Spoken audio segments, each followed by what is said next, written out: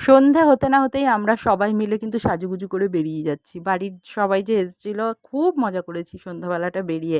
তো সন্ধ্যাবেলায় ঘরে কেউ বসে থাকবে না, চা খেয়েই সবাই বলল, "চলো এবার একটু ঘুরতে বেরোই।" তা আমারও তো বেরোনো হয় না। আমি বললাম, "চল তাহলে সবাই মিলে একসাথে সাজুগুজু করে ঘুরতে বেরোই।" তার আগে মায়ের মন্দিরের সামনে আসলাম। এখানে পুজো হচ্ছে সন্ধ্যেবেলার। তো আমার সোনাই নমস্কার করছে দেখো মন প্রাণ দিয়ে মাকে।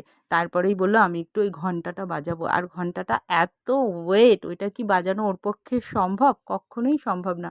কিন্তু তাও ও বাজাবেই আর কি। যাই হোক, ওকে আমরা সবাই মিলে দড়ি ধরে এক একজন দড়ি ধরে ধরে সুন্দর করে বাজিয়ে দিলাম। তো ঘন্টা তো বাজিয়ে নিল। আর ওখানে মায়ের খুব সুন্দর পুজো হচ্ছে। তারপরেই এগিয়েই চলে আসলাম ফুচকার দোকানে।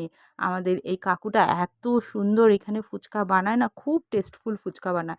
আমি তো আসতেই পারি না, একা একা আসতে ইচ্ছা করে না, একদমই বাড়ির কাছে, কিন্তু তবুও একা একা ফুচকা খাবার কোনো মজা বা আনন্দ নেই সবাই না থাকলে। সেই বোন এসেছিলো মেলার সময়, বোনের সাথেই খেয়েছিলাম তখন ফুচকা, আবার এই বোন আসলো তারপরে খেলাম।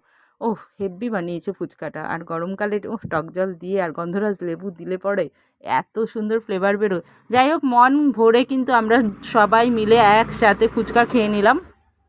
তারপরে চিন্তা করছি কি করা যায়, আর কোথায় যাব, বেশি রাত্তির তো করবো না, আবার ওরা পরের দিন চলে যাবে আর কি।